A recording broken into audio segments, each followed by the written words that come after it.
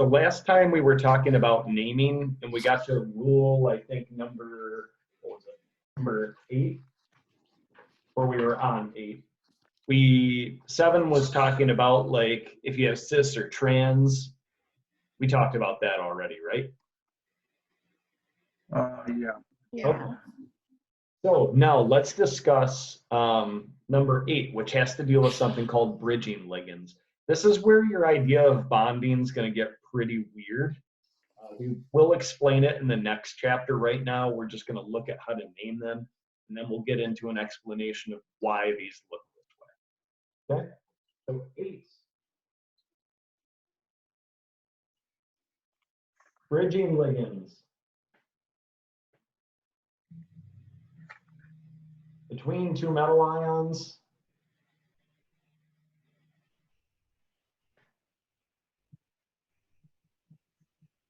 Have the prefix mu.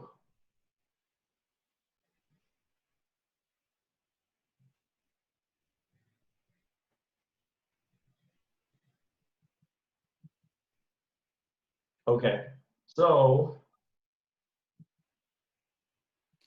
tris, tetra, amine, mu, dihydroxo, cobalt,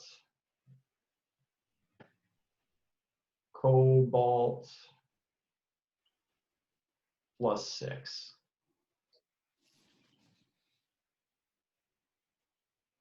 Okay, let's move this out so we can fit that entire name on here. There we go. Okay, let's try to write a formula for this.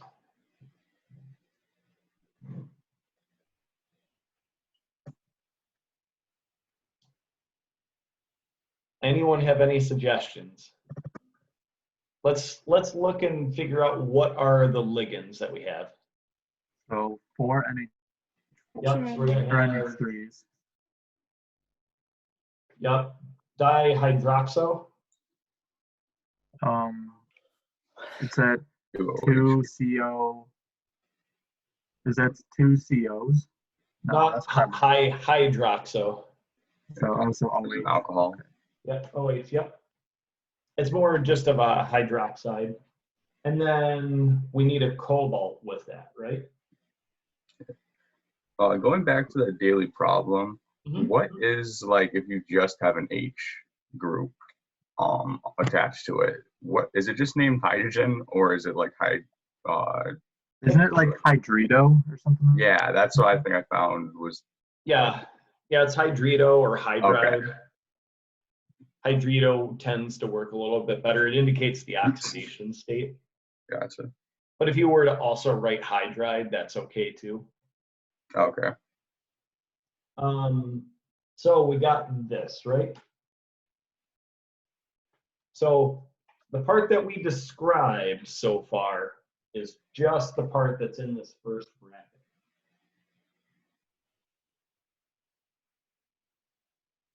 Right? Yeah.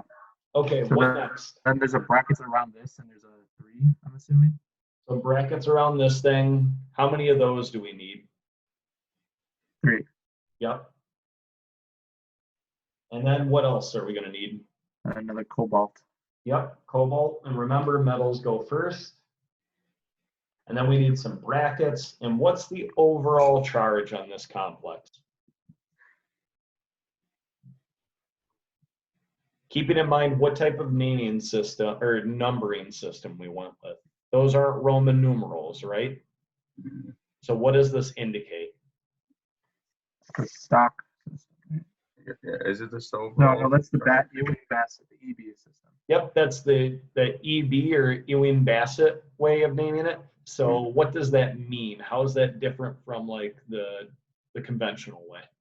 It just shows the charge of the molecule. It would just be in parentheses. Yep. Or So in it just the gets 6 plus again. So what's the overall charge of this complex? plus 6. 6 plus. Okay, let's go to draw it out. This is going to be somewhat complicated. So I'm going to try to use some colors and draw in 3D. But I wanted to give you an idea of where these mu bridging ligands are.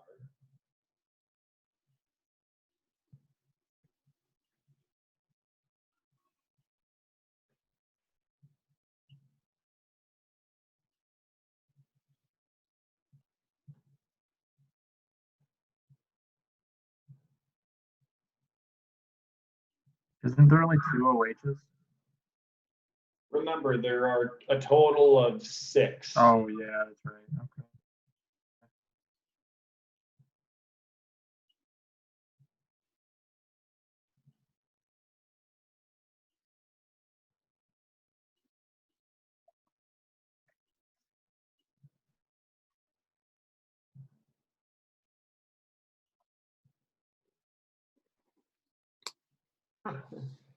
I already messed up.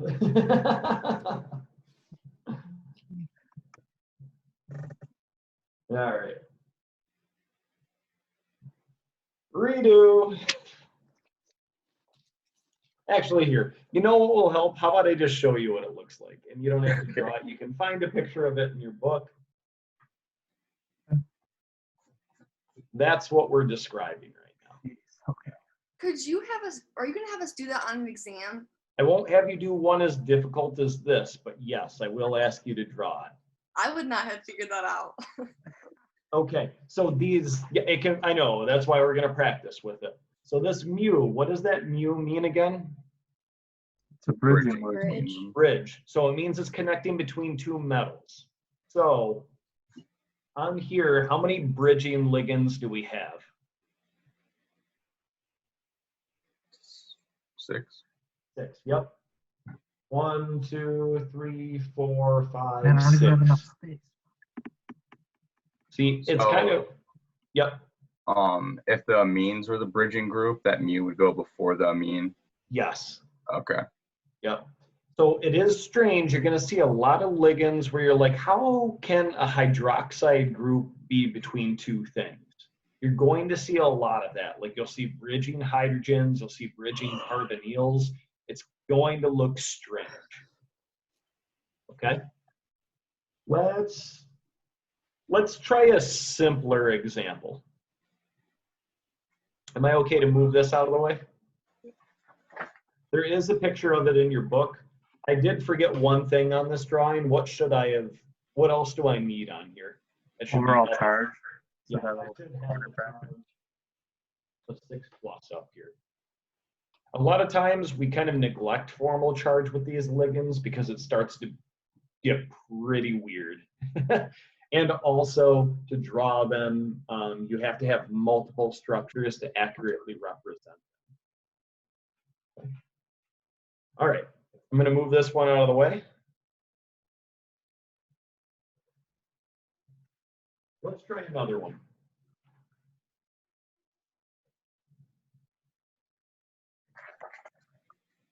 Mu amido, mu hydroxo, bis tetra amine cobalt 4+. Whoa, come on, focus thing. You can go.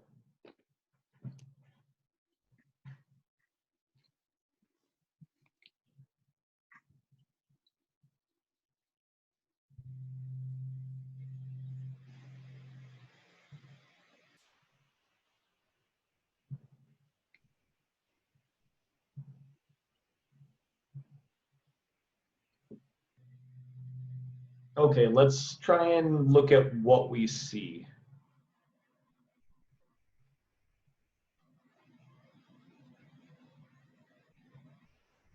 So amido, what's that mean?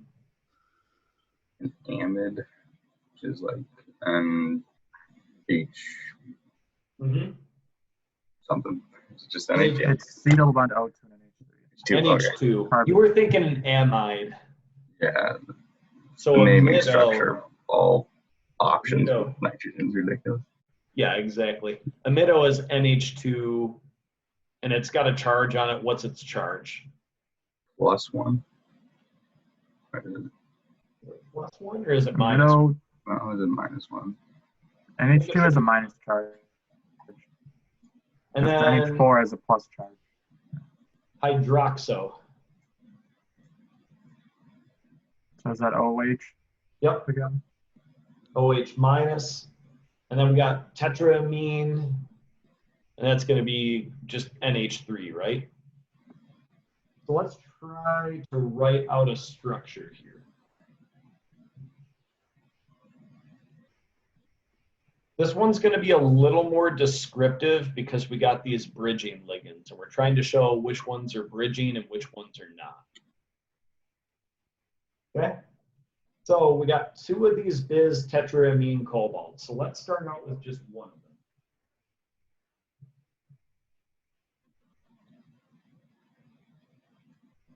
And then we'll have the other one over here. So cobalt doesn't have to go first in this case. It doesn't, you could represent it a bit differently than we're going to. We're trying to be a little more structural. Gotcha. Okay, what's going to go in the center then? Hydroxo. Mhm.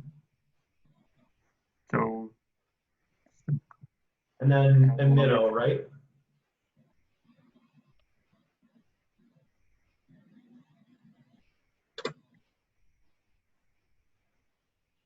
We could have written it out also this way. So we need amido first, then hydroxo, then the bis cobalt tetraamine.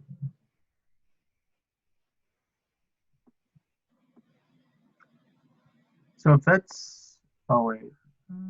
Yeah, so, but there's no 2 on the top cobalt. Does there Right. need to be? Well, because there's one cobalt tetraamine here, one cobalt Okay, tetraamine I see. here. Okay, gotcha. So either one is acceptable. Why is the top one a bit better? Shows you what's actually being bonded to which cobalt. Right. So it shows you like the binding pattern. It lets you know where is that bonding. So you can see how some of these systems get really complex really quick. Let's go to draw this one out.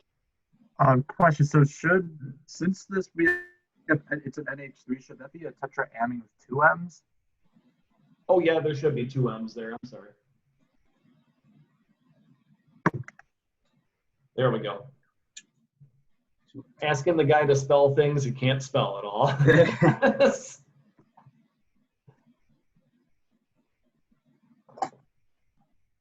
Okay, let's try and draw this out. So we're going to need 2 cobalt tetraamine. So let's start with those. We got a metal center here. NH3, NH3, NH3, another amine.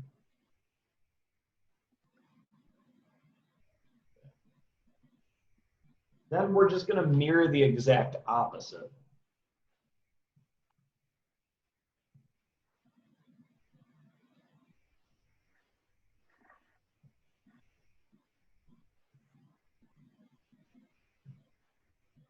Like that. Okay, what are our bridging ligands again?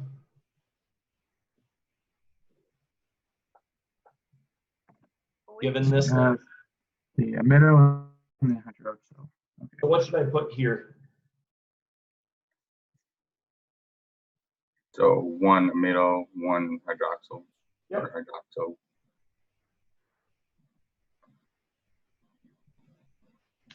There you go. And what else am I missing right now? Large. Yep. 4+ over in the corner. Okay. So you can see the naming's about to get way more complex with just introducing this idea. Okay, any other questions? Am I all right to move this up? Okay. That was rule 8. Let's talk about rule 9. Let me just take a picture of the compound real quick. Sure. Josh didn't draw All right, anything else to. If you Yeah, I don't know what it is, but it's like I want it to look pretty neat in my book. all of these should also be in the book too, so you can find them. Oh, okay. 9. Some ligands. They bond to a metal center in more than one spot.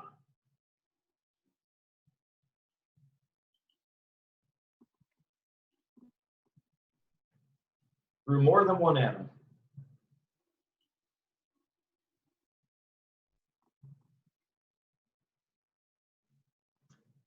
These ligands are indicated with an eta.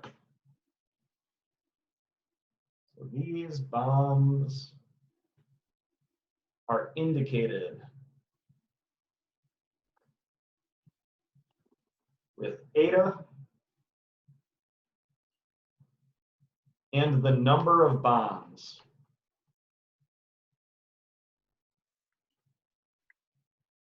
Is a superscript.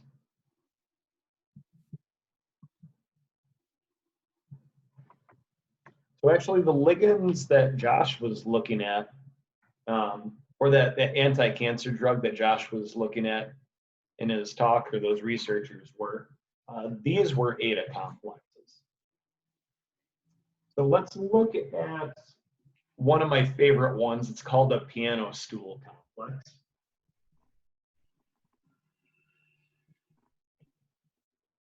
So eta 6, benzene, tricarbonyl, chromium.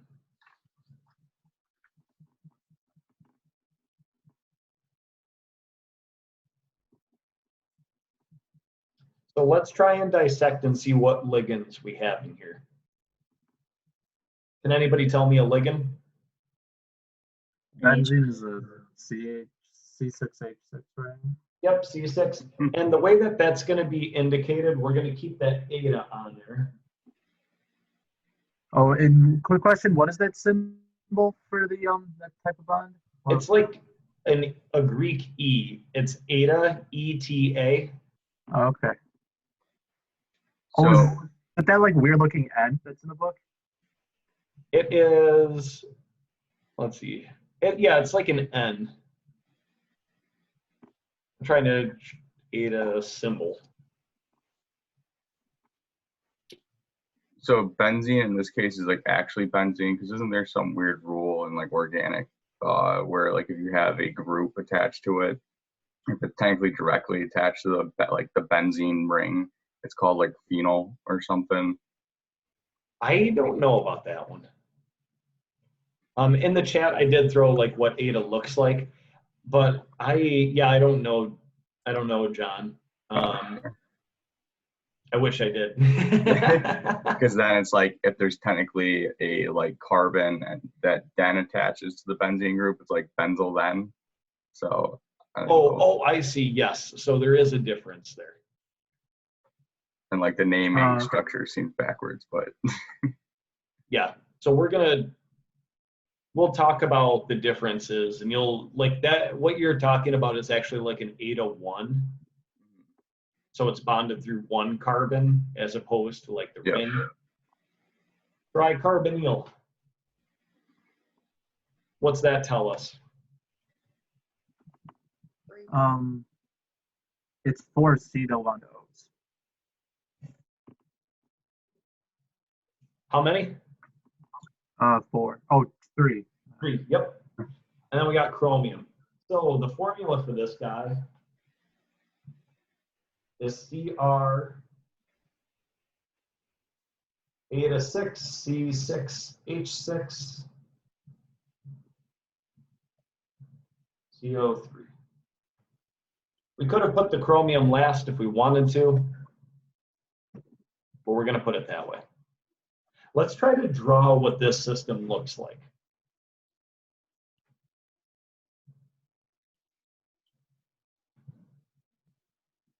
So we've got a chromium in the center. We've got a CO, CO. And then let's try and draw our benzene ring.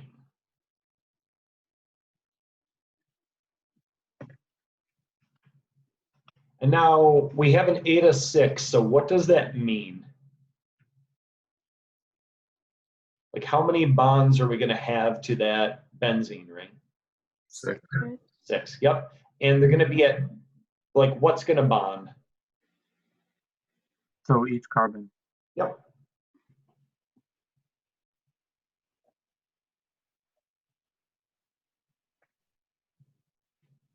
Okay. So it could be represented this way, which looks a little more complicated than we want to deal with. Some people end up drawing it just like this.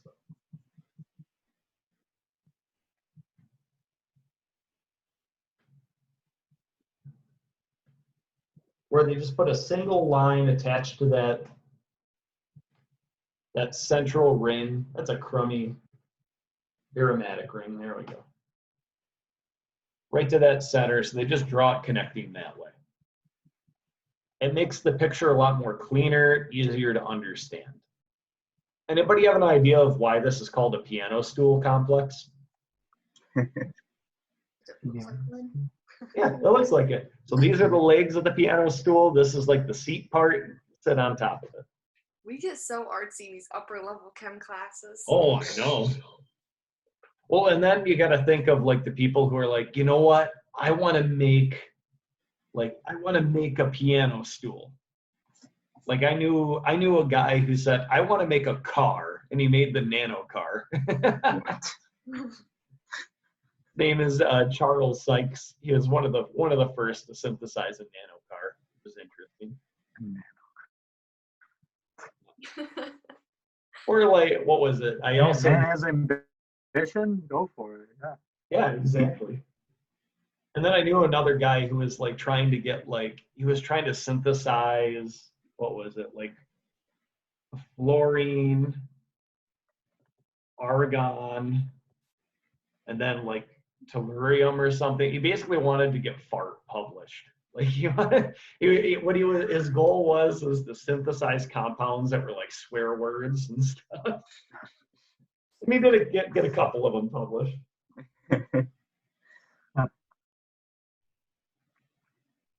Actually, the guy, David Ball, he does a lot of it. Or he tries to do a lot of it. All right, so let's look at another one. One that I've talked about a little bit before and we've drawn before, Ferrocene, which is its kind of trade name, but it's a IUPAC name, is eta 5 cyclopentadienyl.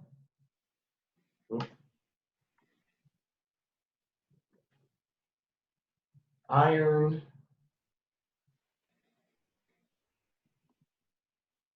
3.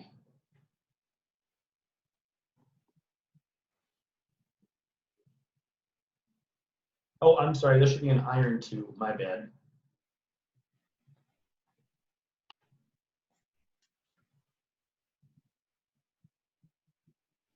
Okay. So this one's a pretty simple complex. What does the bis cyclopentadienyl mean? So there's two CP rings. So 2 CP rings? It can be shortened just to CP like that? Eta 5. And what's the formula for CP? it's C5H.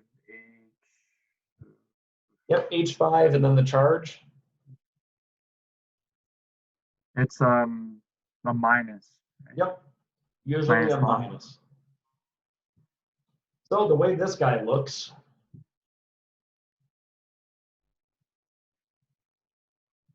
1, 2, 3, 4, 5. 2, 3, 4, 5. Yeah. There is a way more elegant picture drawn in your book. Organic chemists are probably looking at this going, oh God, this is terrible. But it's my artistic ability. Okay. So any question about eta complexes? So when I was looking up this in the book, it never mentioned anything about eta. It just talked a lot about this specific type of bonding. So how do we know it's called an eta complex? So how do you know, one, the name, and two, looking at the bonding itself? So like, for example, Because let's I say- don't remember ever seeing the words eta. Like, that's kind of in the organometallic chapter. oh, okay. So we'll get there. But like, for example, I'm going to try my best to draw this.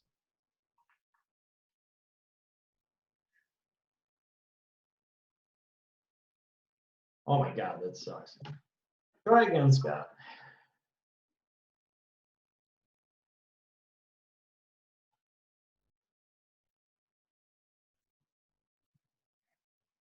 Okay, so bond,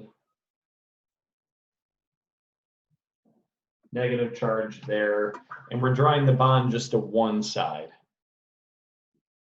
Does that make sense? Yeah. Actually, let's not use a ring. Rings are too tough to draw. Let's do, You don't have to worry about it. It's fine. If we can, we'll No. get there when we get there. no, now we're on it. I want to talk Oh, about okay. We're on a Never mission. mind. You got go on your it, turn. Josh.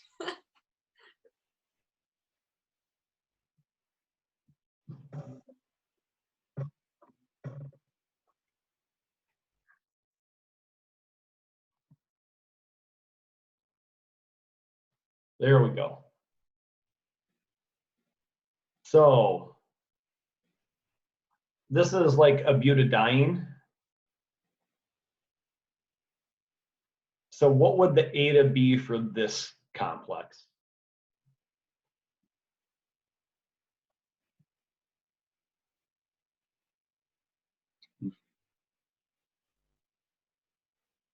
And what would the eta be for that complex?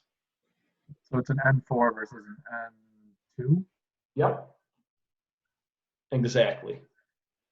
So it's keeping track of like how it's bonded to these ligands, and that's pretty important. So that's what an eta complex is, and that's how you distinguish the numbering is by looking at how is it bonded to this system or to that metal. Does that make sense, Josh? Yeah. Okay. All right. Any other questions about eta complexes?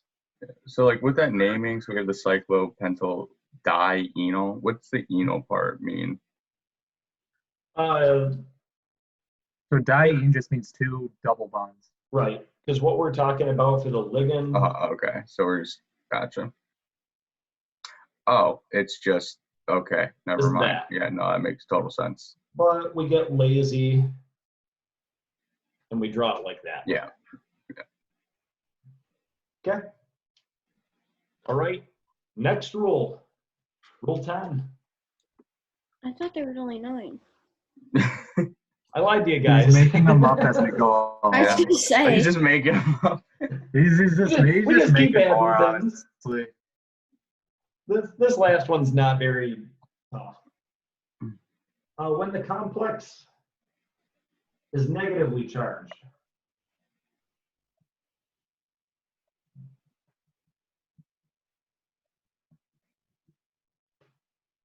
some of the metals, the name, it goes back to its original roots.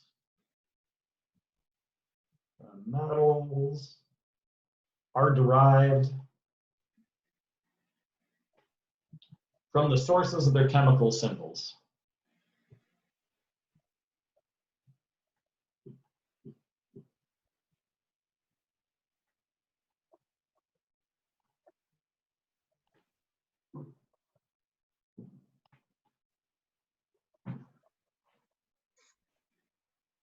Okay, so we're going to make a short list of some of these.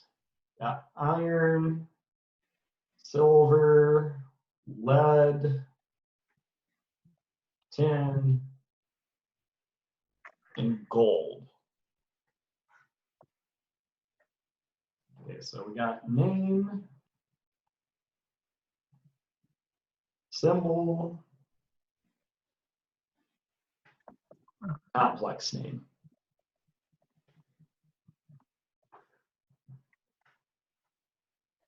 So what's the symbol for iron? Fe. Yep. Silver? AU. U. Nope, not AU. Oh, it's AG. AG. AG. Which one's AU? Gold. Yeah. It was gold. AU, you got me gold. Oh, gee, you got me silver. That lame thing. All right. Lead symbol. B. PB. B. Yep, PB. B. No, not PB. And then tin. SM. Yep, SM. Okay. Complex name. I'll give you the easiest one first. Iron, if it's negative, becomes ferrate. Anyone happen to know any of the other ones? I probably did at some point. Professor Schneider makes people memorize these sometimes. Any of us have P. Schneid? I don't know. I had him for lab once. Me too. It was awesome. It was a great time. Not gonna lie. When did you have him for lab? Second semester freshman year. Me too. Were you We guys were in lab probably in together? lab together. You're probably like, this girl doesn't know what's going on. Yeah. Was that Yeah. Shane?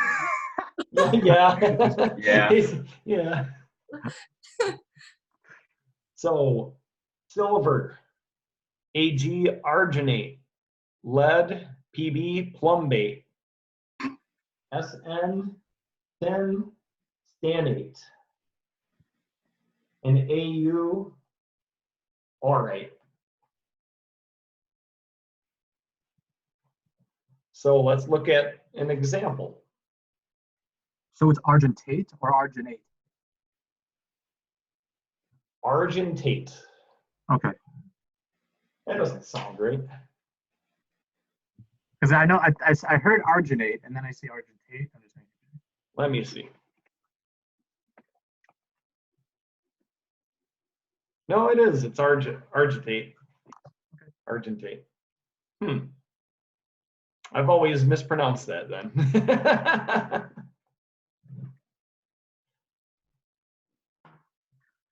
Okay, so let's look at some examples.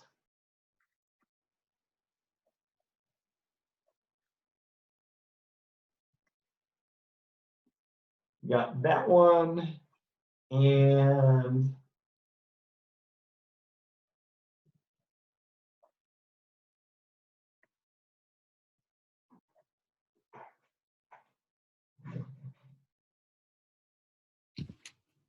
so we either need to get the formula or the name. So for A, this FeCl4 minus, what's going to be the name of that one? Chlorofurate. The tetrachloroferrate. Yep, tetrafluoroferrates.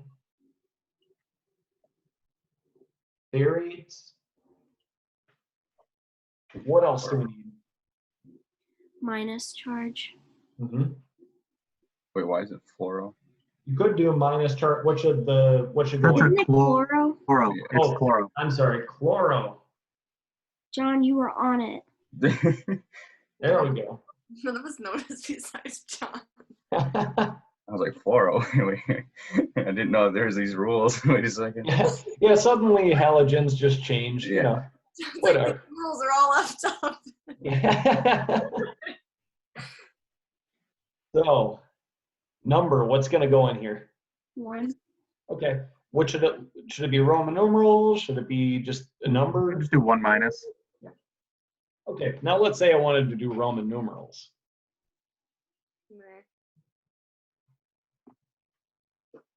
So then it would be an FE3. So Oh, it's so much. Duh. Great. Do people understand how to get that or no? Okay. So we know the individual oxidation state of the chlorine. What's the charge on the chlorine or each chlorine? -1. Plus. -1. Yep. Chlorines all together. What's their charge? -4. Yep. Okay. Now we don't know what the charge on the iron is, or we're going to pretend we don't, but whatever it is, it has to add to that -4 to result in a -1. So what's the charge on the iron? +5. If we do +5, the Plus 3. overall charge would be +1. Yep, +3. So we add those two together, we get -1. So that's where that Roman numeral 3 comes from. Thanks. Make sense? Yep. We can do more of those in a minute. Let's answer this next one. Dicyanoborate 1. So What does that translate to for a formula? Or can you tell me any of the ligands? yeah, it's going to be AU and then CN2. Okay. What's the charge on the AU? Plus or Yep. 1. +1. What's the charge on a cyanide? Anion? Minus 3. -1. -1. And how many of them do we have? 2. Yeah. Okay, so these two things are going to come together. Tell me the formula then. AuCN2 as a Mhm. subscript. Yep. And then what else? Anything else? It would be a Then minus. it's going to be a -1. Oh, sorry. Mhm. Yep. You got it. Okay. Do we want to practice any of these or do any extra ones? Or your classroom assignment has to deal with utilizing these rules, like all of them. So naming, just what you Right. wanted to do. Any questions? No? I guess it's just practice is what I need. Yep, practice them as much as you can. It'll help out. It'll be easy points. Okay. All right, so no questions and no more about naming. We'll be done with naming for a little bit. Let's move on into like what these compounds look like. We've drawn a couple of them out. Let's try and explain their type of bonding. So let's talk about coordination number.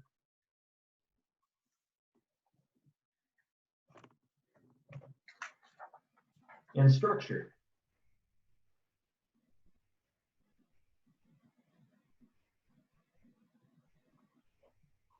Okay, so the first thing we know is when we were considering molecular geometries early on in the semester, what did we use to determine those molecular geometries?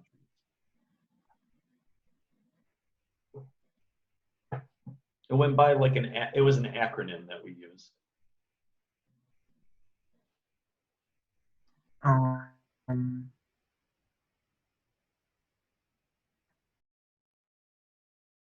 I mean, they looked at effective pairs.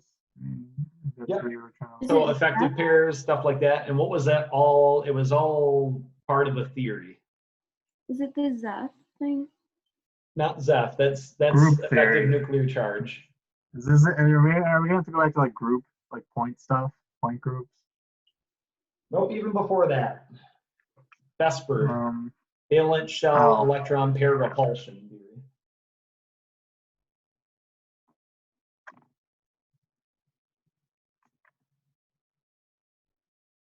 So there are some geometries that can easily be explained with Vesper that we're going to look at. However, some of them we're just not going to be able to. So what do we do to figure out the structure of these things? So several factors.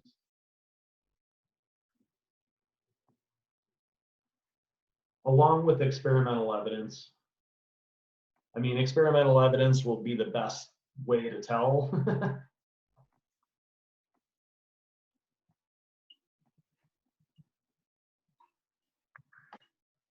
Must be considered.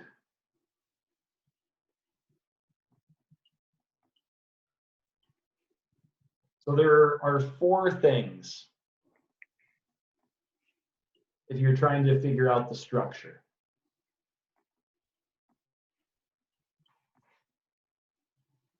Can anyone suggest any of these 4 things that you would want to consider to predict how like a transition metal complex is going to form?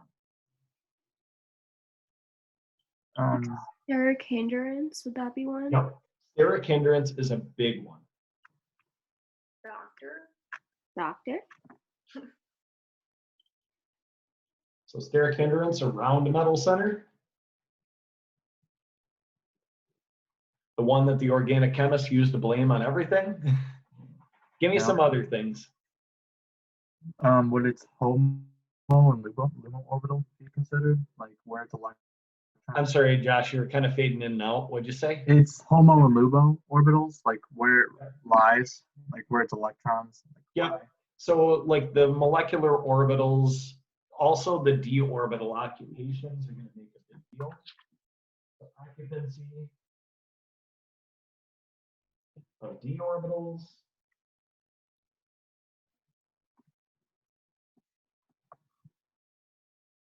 Ligand frontier orbitals.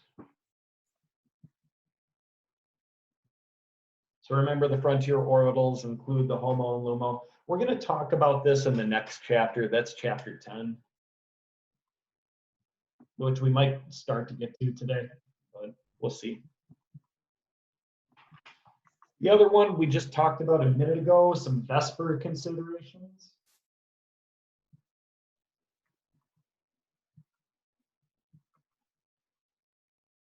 Even though it's not the whole story, it usually does a good idea. And then if we're considering solids, we have to consider crystal packing.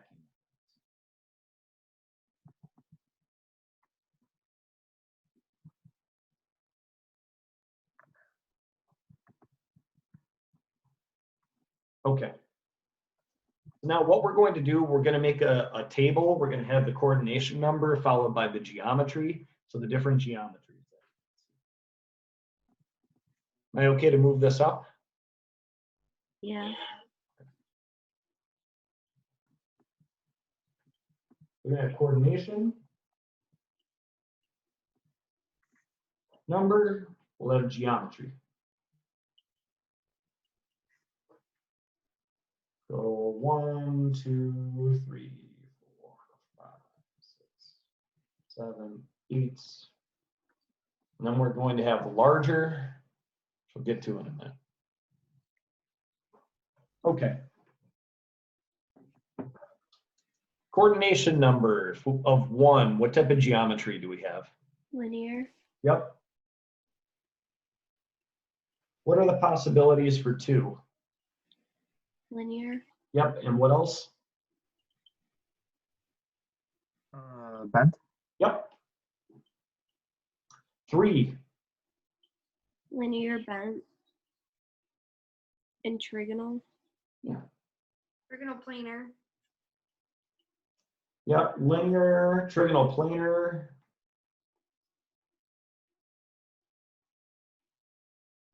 T-shaped. 4. Bent.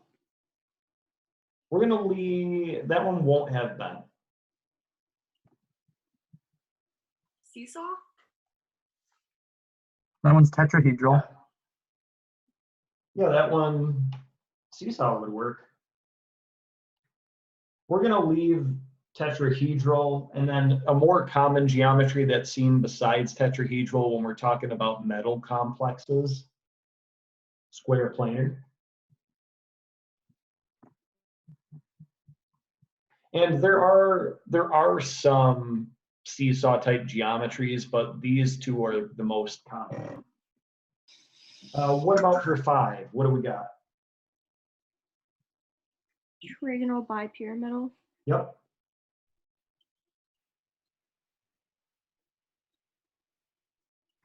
Then we have square pyramidal. Square pyramidal. Yeah. Yeah. And the last one, which is a really kind of weird one that you probably haven't seen too much of. Pentagonal planar. That goes with 5, not 6. Pentagonal planar, that one is still 5. Yep.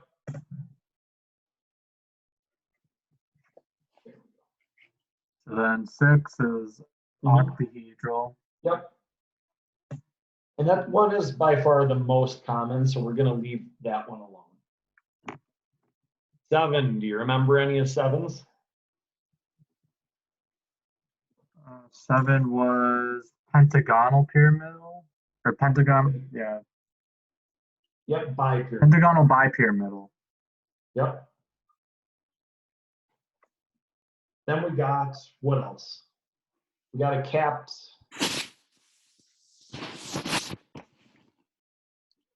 What is it?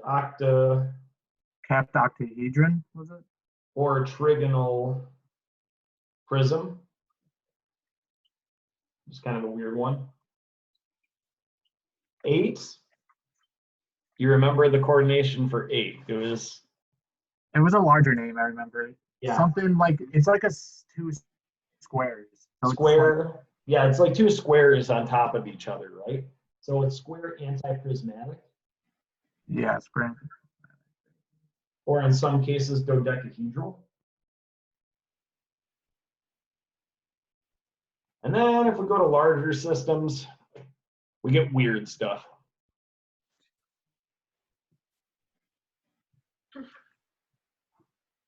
Okay. For the systems we're going to consider, coordination numbers of 1, 2, and 3 are really uncommon.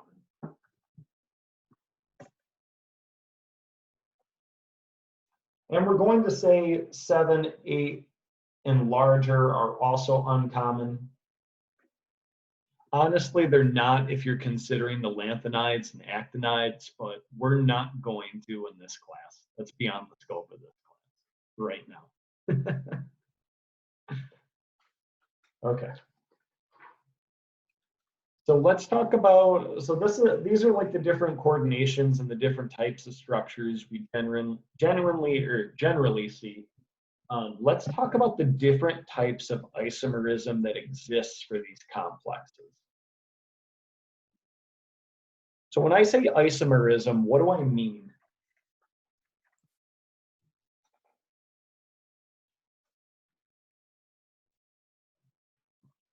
Like, what's an isomer? It's a compound with the same made of the same elements, but just arranged differently. It's like the same structure, or it's the same name, but a different structure. Like Yeah. it's different ways you can draw it. Yeah, different ways you can draw it, different formulas, different structures, different bonding topologies. So in these systems, like, you know how you went through organic, could you like list off the different types of isomerism you had in organic chemistry? Stereoisomers. Yeah, like stereoisomers, enantiomers. I hated those. What other ones? Are like structural isomers. There's like cis-trans type isomers. Yep, regiomers. So there are a bunch of different types of isomerism. And the same sort of thing happens in inorganic chemistry when we start to consider like transition metal complex. So we have to talk about those different types of isomerism.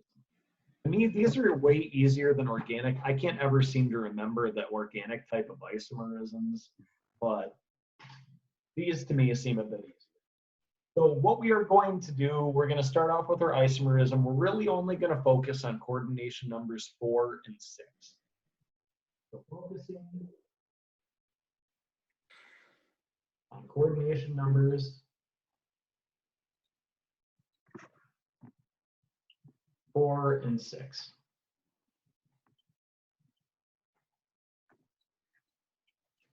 So this will help us also with naming and going from the name to drawing a structure. For example, for the first one, we got hexachloro platinates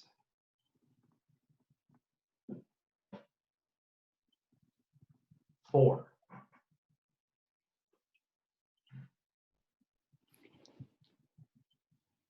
Can anyone tell me something about this or the molecular formula? It would be Cl6PT. Yep, PTCl6, yeah. Anything? And then it's a 2- charge. Yes. Is everyone aware on how to figure out that that had a 2- charge? Yes. Yeah? Okay. Let's try to draw this out. What's this going to look like? Or what's the geometry? Could you describe it? Or how many coordinates do we have? Or what's the 7. coordination number? 6. Yep. 6. So it's going to be octahedral. Yep. Octahedral. And you've drawn a million of those. So we got PT, CL, CL.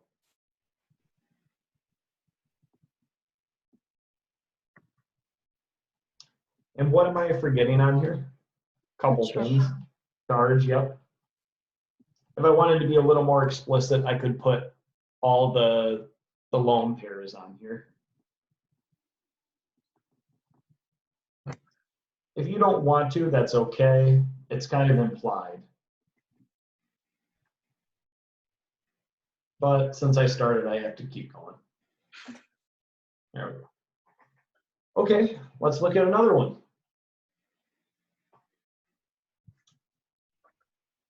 Tetrahydroxoferrate 3.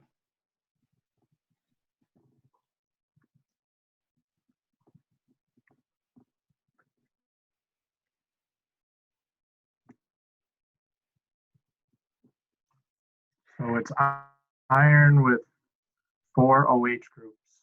So it has a coordination number of 4, which is tetrahedral.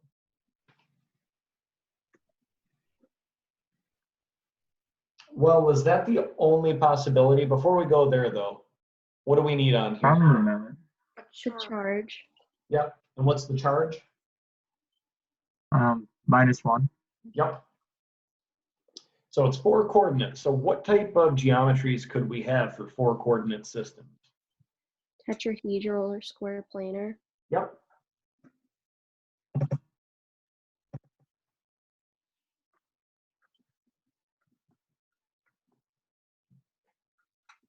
So it's one of those 2 possibilities. We're going to describe later on how you figure out, based upon the number of d electrons, you can have a good guess on if it's tetrahedral or if it's square planar. So right now we're going to leave it ambiguous, but we're going to come back to it. Okay? All right. So now, like we said, there are several types of isomerism.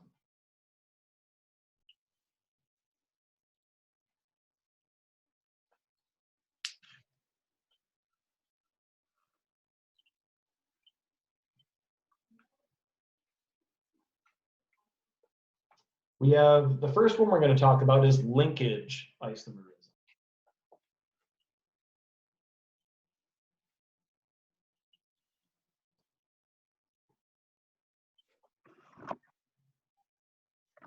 And in this one, ligands will bind through different atoms. So same ligand,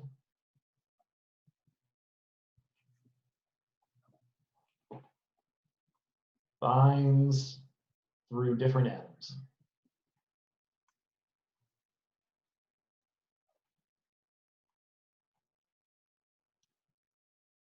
So the complex we're going to talk about is the one I actually wanted you guys to synthesize in lab. So you'd have an example of this. Fortunately, we didn't get to do that.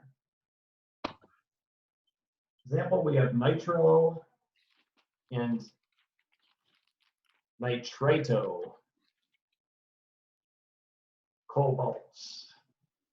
NH3, pentamine, 2+.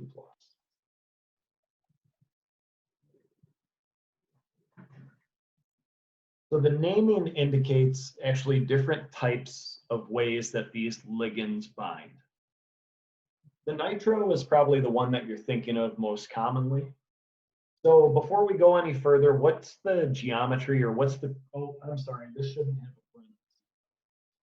It should be, that 2 should be included in the parenthesis.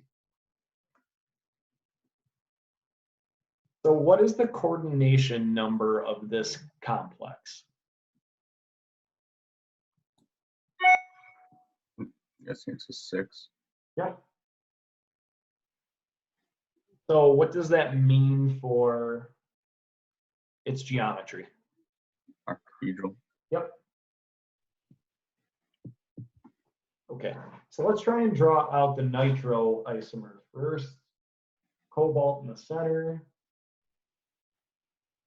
We got some amines on there.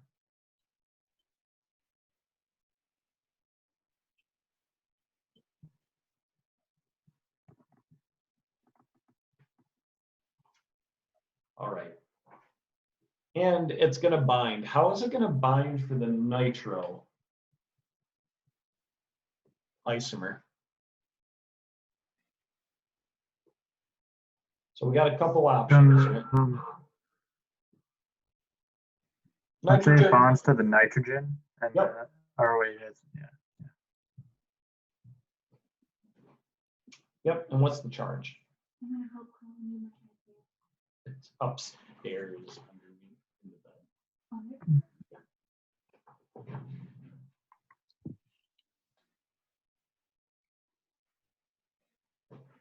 Okay.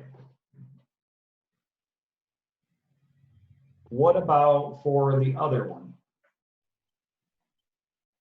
The nitrato.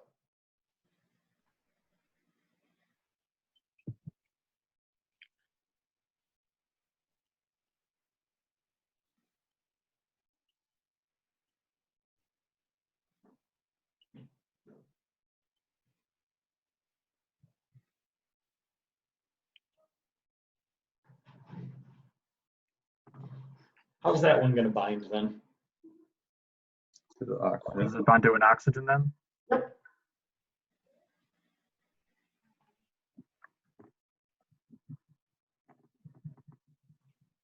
And actually, the cool thing about this is the colors are different of these two.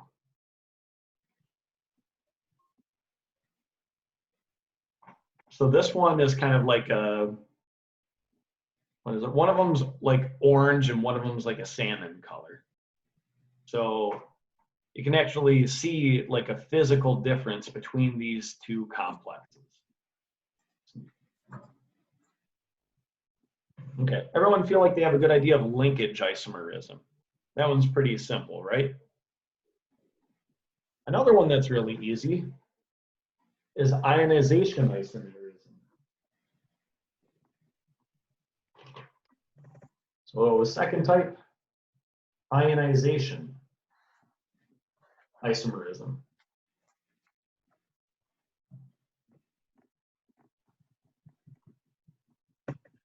And in this one, the ligand and counter ions switch places.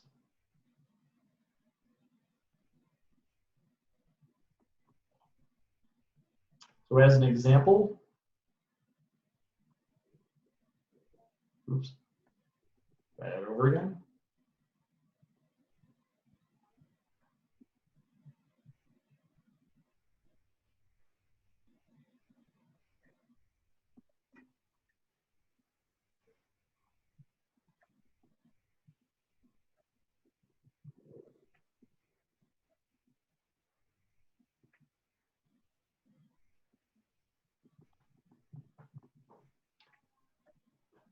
These two are examples of ionization isomerism. So what switched places here? Chlorine and bromine. Yeah, chlorine and the bromine. So that one's pretty simple, right? Do you feel like you could name these two? Yikes. What's the name of the first one? Start with bromo Um, or dibromo. no, it'd be diamine. Yep, 'Cause it's a- diamine. Because remember, ligand You start with alphabetic. the counter ion though. Getting cutthroat in here. Yeah, I know. Serious business, man. So Di- diamine. Dichloro. And would that be in like a parentheses? Nope. No. Diamine, dichloro. What else do we need? Platinate. Platinum.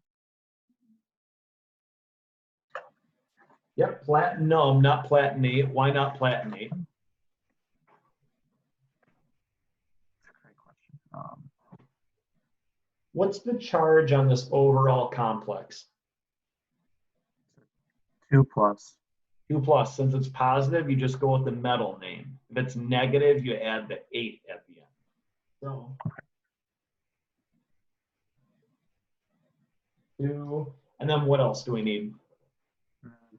Somewhere a dibromo. Not di, because this is the inner sphere. Oh, I know. So what's the name? Or like that one will fall back to Gen Chem rules.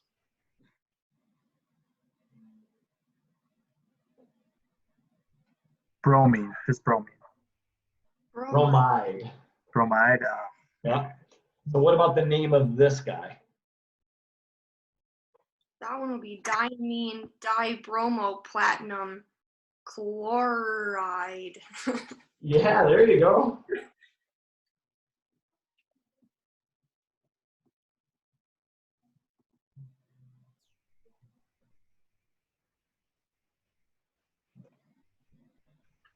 Woo!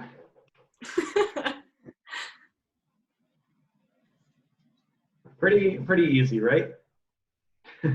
Or at least doable. Okay. 3. Let's talk about the next type of isomerism, coordination. Isomerism.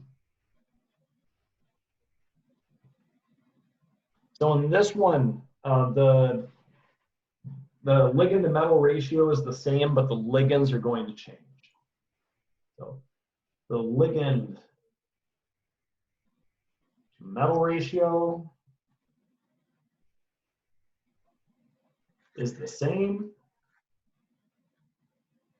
but the ligands change.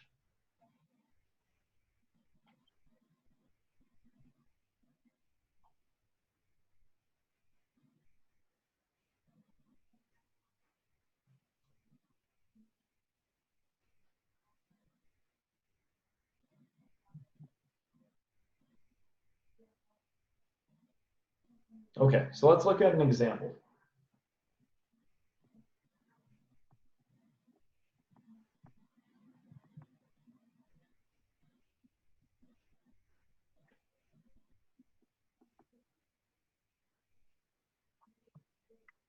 Oops. So we have that guy, and in this case, the metals are going to switch spots.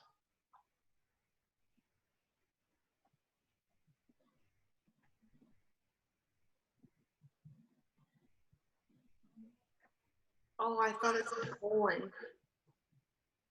No, these are like 1, and that's 1. So if I gave you this as an example,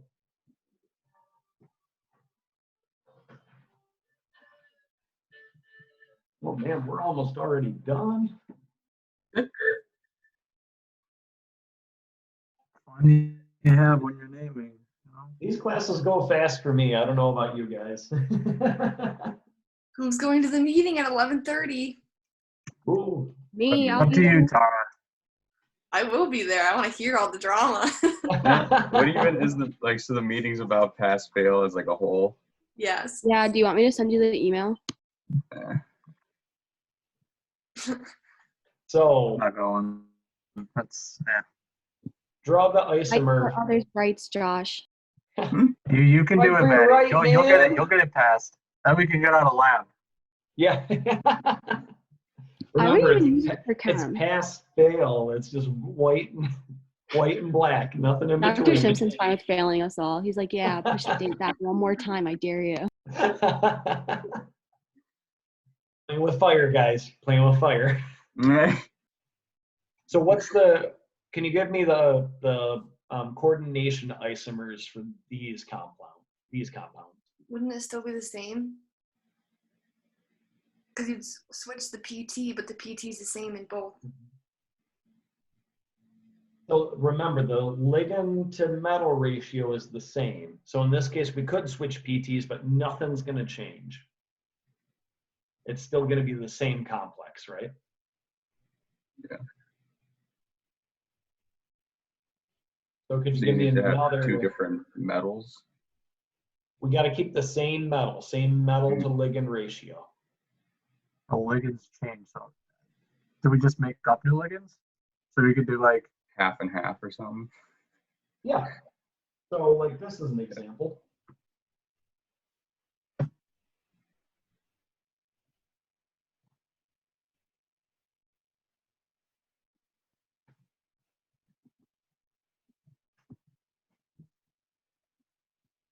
So we've moved the ligands around, but if you look, the total overall ligand to metal ratio is the same. Does that make sense? Yeah. Okay. So next time, what we're going to do, we're going to finish off with these different isomerisms. We'll then hopefully get to talk actually about the bonding, and we'll get into back bonding, which I think is the coolest thing ever. And we'll talk about pi donor and pi acceptor ligands. So in this class, we finished off naming. We started talking about isomerism, and your assignment has to deal with naming these complexes. Are there any questions about the material that we covered? Nope. No. Okay.